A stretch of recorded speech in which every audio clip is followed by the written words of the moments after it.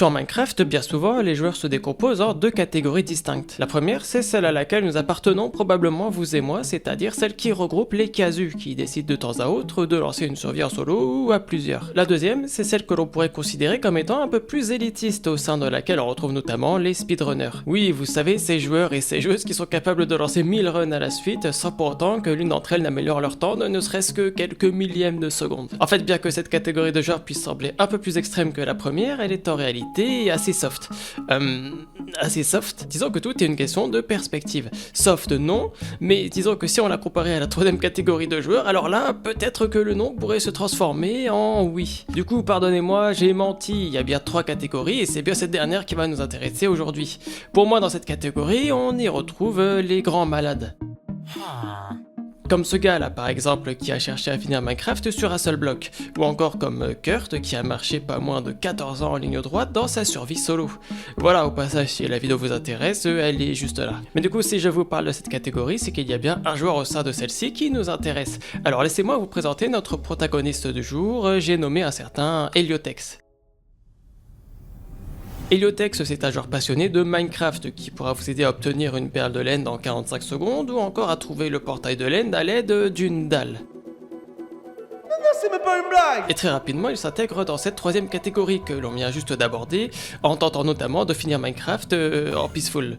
Mais encore une fois, même pour cette catégorie, ça reste assez soft, alors je vous propose que l'on s'enfonce un peu plus profondément en son sein. Parce qu'un matin, Heliotex se réveille comme il le fait à son habitude, sauf que cette fois-ci, il se demande s'il ne pourrait pas finir Minecraft de la manière la plus minimaliste qui soit, c'est-à-dire de la manière suivante, sans bouger. Non.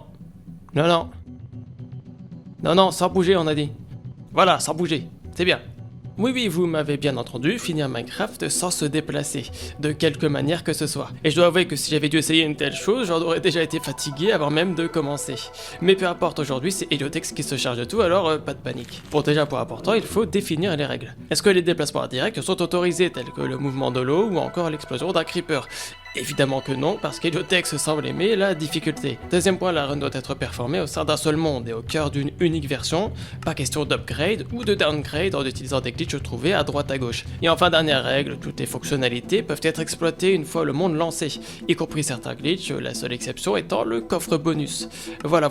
Mais juste avant de rentrer dans le vif du sujet, il faut quand même rappeler à quel point la chose semble infaisable, et à quel point il faut être fou pour ne serait-ce que songer à tenter ce genre de choses. Pour déjà finir Minecraft demande que plusieurs conditions soient réunies, pour faire en sorte d'aller dans le Nether pour collecter des bâtons de Blaze, et ensuite être capable de trouver le portail de l'End avant de battre l'Ender Dragon. Sauf que vous l'aurez deviné, toutes ces choses mettent évidemment le joueur sous une contrainte, et en l'occurrence pas des moindres, se déplacer. Sauf si d'une quelconque manière, le joueur parvenait à apparaître au cœur du portail de l'End, et qu'il arrivait d'autre part à se hisser dans le Nether d'une manière ou d'une autre. Mais bon, ça on y reviendra un petit peu plus tard, parce que pour le moment, on n'y est pas encore. Bon, comme on vient de le voir, si on veut finir Minecraft sans bouger, la première condition à respecter, c'est de spawn à l'intérieur du portail de l'End, sans quoi le défi tomberait à l'eau avant même d'avoir commencé. Sauf que...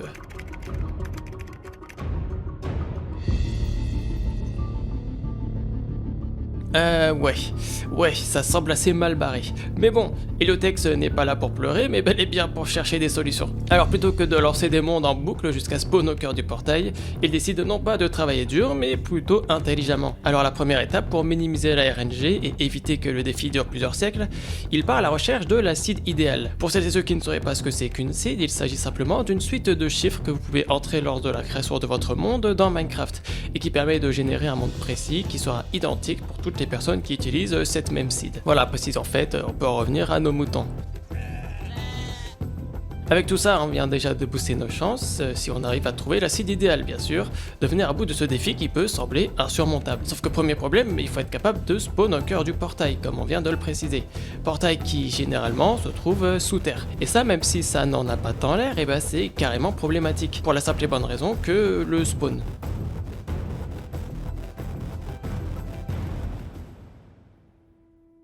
Et la manière dont un joueur spawn est bien spécifique sur Minecraft. Le jeu choisit une zone de spawn et une coordonnée X et Z, et il démarre du point le plus haut et descend petit à petit jusqu'à rencontrer le premier bloc sur son chemin, et voilà, il décrète que c'est là que vous allez spawn. Sauf que nous on veut spawn dans le portail. Portail qui en général est protégé par un toit, ce qui rend en théorie tout spawn impossible à l'intérieur.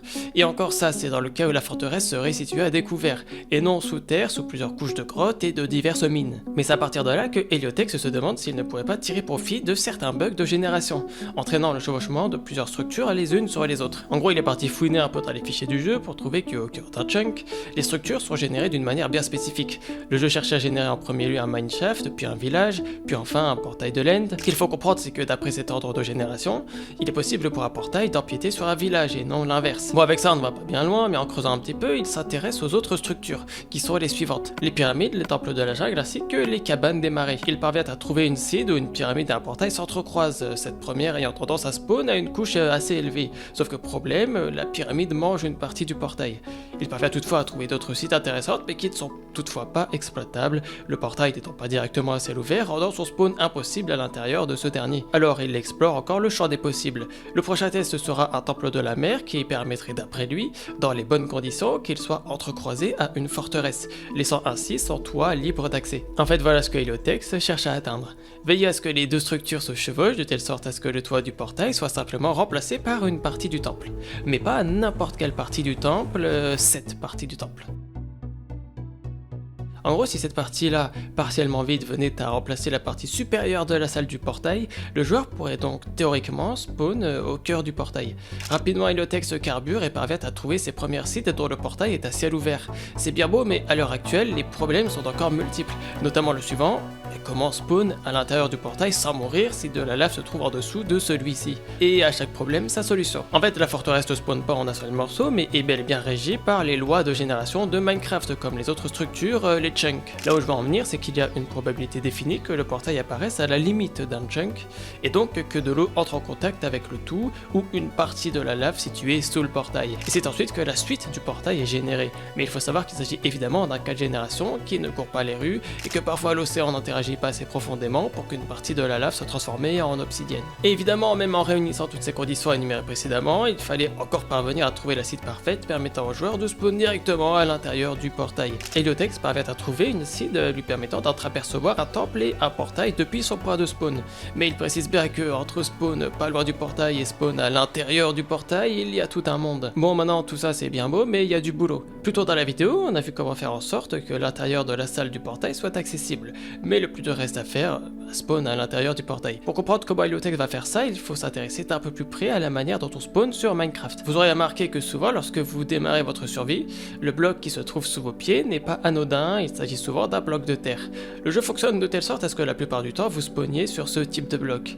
Il s'agit grossièrement d'un algorithme qui, sans trop rentrer dans les détails, cherche à vous faire spawn sur un bloc de terre dans la zone définie du spawn. À chaque fois qu'il ne parvient pas à trouver le bloc qui lui convient, il refait une tentative derrière. On peut d'ailleurs voir ce graphique qui explique merveilleusement bien ses propos. Malgré tout, la probabilité qu'un portail de laine soit généré dans un rayon de 256 blocs de votre spawn reste toutefois minime, pour ne pas dire impossible. Mais c'est là que le twist intervient, parce que le fameux algorithme qui détermine le point où vous allez apparaître a ses limites. 1000.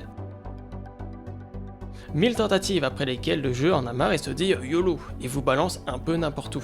Donc en gros le plan c'est de trouver cette fameuse site qui parviendra à combattre suffisamment longtemps l'algorithme où ce dernier ne peut pas trouver de bloc d'herbe valide, et ce durant ces 1000 premières tentatives, de telle sorte à être envoyé directement à l'intérieur d'un portail. Et assez miraculeusement, après quelques lignes de code et quelques heures d'attente à laisser le PC tourner, une seed à l'allure prometteuse est finalement trouvée.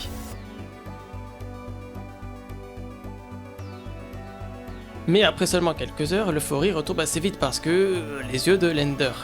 Parce que pour celles et ceux qui l'auraient oublié, ça reste quand même la base pour ouvrir le portail, alors si on peut pas bouger, comment on fait? Globalement, il n'y a pas 36 méthodes différentes. La première, c'est la plus évidente, le craft. La deuxième option, un peu moins évidente, c'est le trade avec un villageois, ou si on n'a pas de villageois, faire en sorte de faire revenir un zombie villageois à son état initial. Sauf que les problèmes viennent rarement seuls, et pour ce faire, il faut une pomme d'or. Pomme d'or que l'on peut obtenir dans un coffre de la forteresse ou dans ce celui d'un donjon. Sauf qu'on le rappelle, se déplacer n'est pas une option. Ou alors une pomme simple ferait l'affaire à condition de la trouver. Et aussi à condition de trouver de l'or d'une quelconque manière, par exemple en tuant un zombie et en se servant de son fer pour aller dans le Nether et tuer quelques piglins. Bon, ceci étant dit, chaque chose en son temps, on y reviendra un peu plus tard parce qu'on a un autre léger problème, le portail du Nether. Oui, le portail du Nether.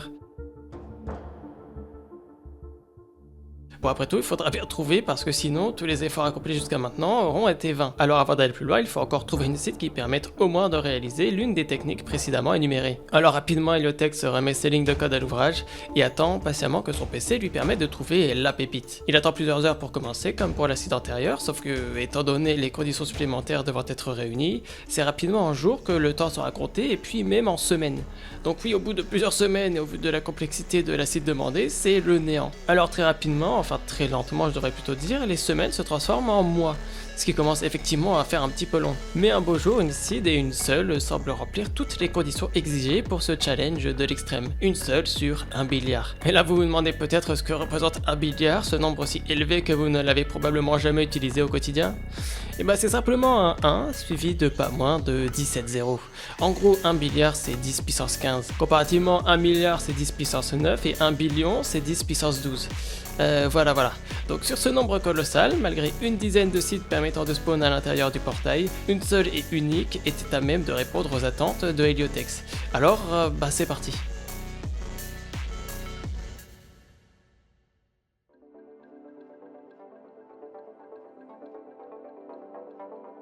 Comme on a pu le voir et pour des raisons évidentes, il s'agit évidemment d'une forteresse située sous l'eau entrecroisée d'un temple de la mer. Quelques blocs en dessous, un mineshaft qui sera fort utile pour dans un premier temps amasser du bois et dans un deuxième temps attirer des mobs. Malgré tout, la tâche semble carrément ardue parce que pour l'instant il faut encore trouver un moyen d'établir une connexion entre ce fameux mineshaft et la forteresse.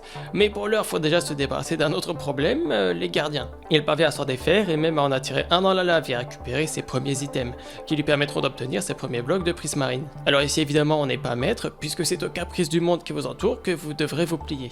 Et si vous avez un peu de chance, vous avez un Enderman qui se téléporte devant vous et qui vous apporte une perle et pourquoi pas rêver plus grand, un bloc de gravier. En fait ce bloc de gravier n'est pas si anodin qu'il en a l'air, puisqu'il permet au joueur d'atteindre techniquement des endroits plus lointains que ce qu'il devrait lui être permis. Enfin disons plutôt que ça lui permet notamment d'empiler des blocs et ainsi d'ériger un premier escalier en direction du mineshaft, bien que celui-ci soit encore inaccessible. D'ailleurs, et toujours en adéquation avec les règles du début de la vidéo, il s'autorise à dupliquer via un glitch les blocs qu'il parvient à obtenir via son environnement, ce qui lui permet donc d'obtenir un nombre infini de prismarine et de gravier. Mais bon, revenons-en au fait, Heliotex cherche toujours à atteindre le mineshaft situé quelques blocs sous ses pieds. Il émet d'abord l'hypothèse d'attendre assez longtemps que les Enderman créent artificiellement la brèche, mais renonce finalement à cette idée après un élan de lucidité. Alors à la place, il décide plutôt, via la lave à sa disposition, de transformer l'eau en pierre en dessous de lui dans la mesure du possible. Et d'une manière ou d'une autre, le jeu ayant généré un bloc de gravier flottant, permet, au contact d'un bloc de cobble, de se détacher de la structure et ainsi de créer la tant attendue brèche. Enfin, ça c'est ce que j'en ai compris du moins. Étape suivante, un petit être vert, plus communément appelé Creeper, se décide à faire son apparition. Objectif désormais, récupérer son premier bloc de bois. Alors pour ça, Heliotex crée un sympathique petit escalier via ses blocs de gravier, de telle sorte à pouvoir provoquer son explosion. Le taper au dernier moment, en espérant qu'avec le recul, il soit propulsé assez loin pour casser un bloc de bois. Sauf que 57ème problème, si on revient au début de la vidéo, le moindre mouvement est interdit, y compris celui provoqué par l'explosion d'un creeper.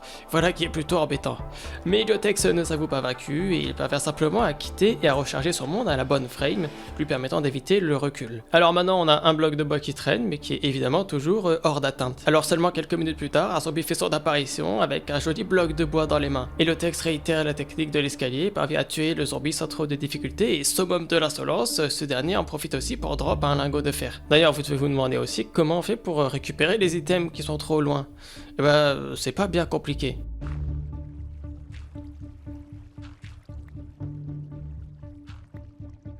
Du coup, via le Duplication Glitch, on se retrouve avec une quantité infinie de bois et de fer. Résultat, il a désormais le luxe d'avoir quelques outils qui lui feront gagner du temps pour miner des blocs ainsi qu'un briquet et des seaux. A partir de là, plus qu'à attendre qu'une sorcière pointe le bout de son nez pour lui extirper de la redstone et en tirer des pistons, qui vont permettre à Heliotex de réarranger légèrement l'agencement de la salle. Nouvel objectif désormais, le Nether. Sauf qu'on l'a vu précédemment, difficile de faire entrer un portail du Nether dans un portail de l'End, alors en toute logique, pourquoi ne pas casser l'un des réceptacles afin de pouvoir placer le portail du Nether nether à notre guise. Parce que dans ce cas précis, le fait de remplir le réceptacle avec des œufs de laine permet toujours au portail de fonctionner. Enfin ça c'est théoriquement, parce qu'Elotex va se rendre compte qu'il ne faut pas s'y prendre de n'importe quelle manière. En gros, ce qu'il faut comprendre ici, c'est qu'il s'agit de casser le bloc de telle sorte à ce que le jeu croit que ce dernier est encore présent. Ce qui nous donne accès à un emplacement de bloc qui remplit alors deux fonctions. Celui à la fois d'un réceptacle et aussi d'un bloc d'obsidienne, qui devrait permettre aux joueurs d'accéder au nether. Sauf que ce setup, il est tout sauf facile à mettre en place. Ici, il ne s'agit pas de rentrer dans les détails, mais voilà ce que Heliotex est parvenu à trouver. Une explosion à côté d'un piston déployé, ainsi qu'un deuxième piston que l'on place à l'endroit où le premier piston explose, permet de détruire le bloc en dessous du dit piston. Bon, c'est assez complexe, ça fait beaucoup de fois le mot piston pour pas grand chose, mais peu importe, il s'attelle à la tâche et à l'aide d'autres pistons, il parvient à setup la chose. Sauf que comme on l'a énoncé, une explosion est nécessaire, qu'elle provienne d'un creeper ou d'un bloc de TNT. Explosion qui inflige nécessairement un effet de recul au joueur, même si ce dernier se protège derrière des blocs. Et là vous vous dites qu'il n'a qu'à simplement utiliser la technique du début de la vidéo pour éviter l'explosion. En fait c'est ce que je me suis dit aussi, sauf que la technique nécessite de placer un piston au même titre que l'explosion du creeper ou du bloc de TNT. Or il faut, pour éviter l'explosion du creeper, quitter le jeu au tic de l'explosion pour ne pas se prendre le recul. Le même tic auquel le piston doit être placé, ce qui rend donc la chose impossible. Alors il essaie d'autres stratégies, se coincer dans une toile d'araignée pour commencer, ou même se suspendre à une échelle, mais rien ne semble fonctionner. Mais après plusieurs jours, il parvient à trouver une piste sérieuse. Pour éviter le recul de l'explosion, il lui suffit simplement d'avoir un bateau au-dessus de la tête. On n'a pas l'air très fin comme ça, mais peu importe, si l'aventure peut continuer. Et avec un petit peu d'eau, il parvient à quelque chose.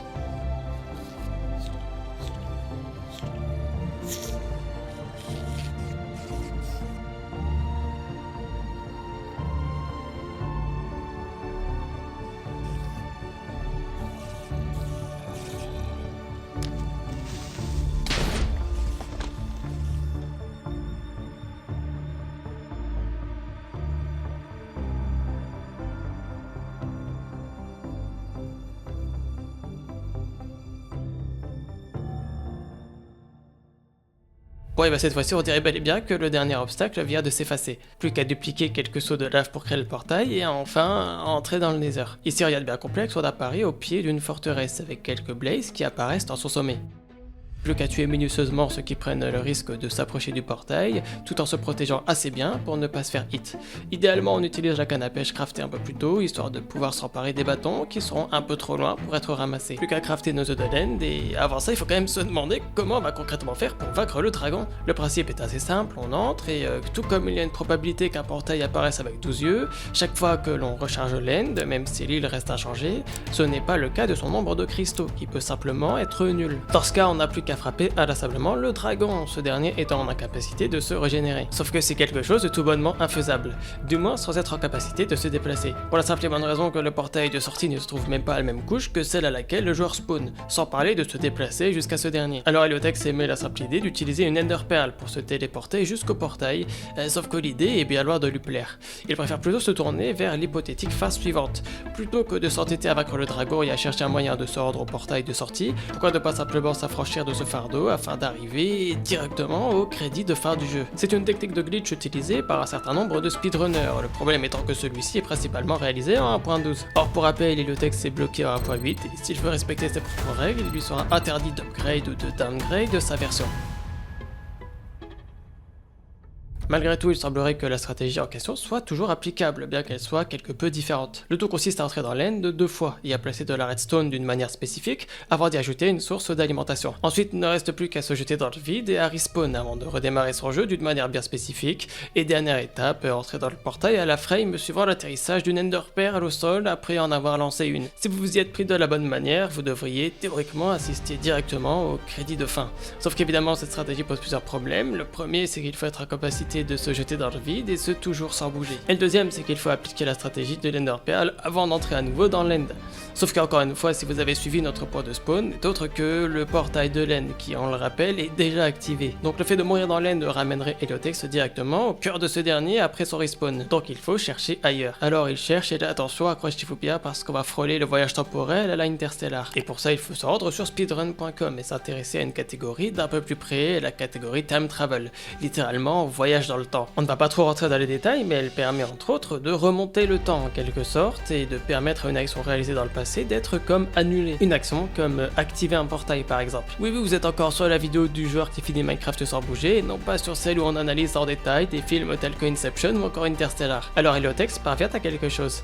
Il entre dans l'end pour la première fois, mais le jeu en pause durant une seconde avant d'Alt F4. En gros, ce que ça va faire, c'est que le jeu, après ce crash, ne va sauvegarder qu'une partie des données. Le joueur respawn alors à nouveau dans l'end. Sauf que le monde de base, lui, a la particularité de rester inchangé, avec un portail de l'end qui n'est donc pas activé. C'est un peu le portail de Schrödinger si vous voulez. Il est à la fois allumé et éteint. Alors à partir de là, plus qu'à placer la redstone, la source d'énergie, se tue avec un briquet et non pas en sautant dans le vide, et il ne reste plus qu'à respawn. Respawn à votre point de base, au cœur de votre portail éteint. Du coup, vous l'aurez deviné, la dernière étape n'est autre que celle de la perle qui est lancée correctement, et après avoir activé le portail à la bonne frame, devrait théoriquement permettre de pouvoir accéder directement au crédit de fin du jeu. Bon voilà, c'est la fin de la vidéo, parce que c'est simple comme bonjour, non? Même pas besoin que je vous raconte si. Bon, allez, j'avoue que ça serait dommage de s'arrêter en si bon chemin, surtout que les galères ne sont pas encore exactement terminées pour Heliotex. Aujourd'hui, il ne veut pas bouger, c'est effectivement le concept du challenge. Ce que vous aurez remarqué qu'en lançant une perle, vos coordonnées changent légèrement. Donc est-ce que Heliotex peut y remédier? Ou le concept va-t-il prendre fin de cette manière qui dégoûterait tout le monde après tant d'efforts? Mais Heliotex est déterminé, il lui en faut un peu plus pour le faire chuter. Alors il parvient à mettre en place un genre de système composé à base d'eau et de panneaux qui lui permet, en lançant une perle, de retomber exactement au même endroit que sa position initiale, et ce sans interférer avec ses coordonnées. Du coup, théoriquement c'est possible, il ne reste plus qu'à le mettre en pratique.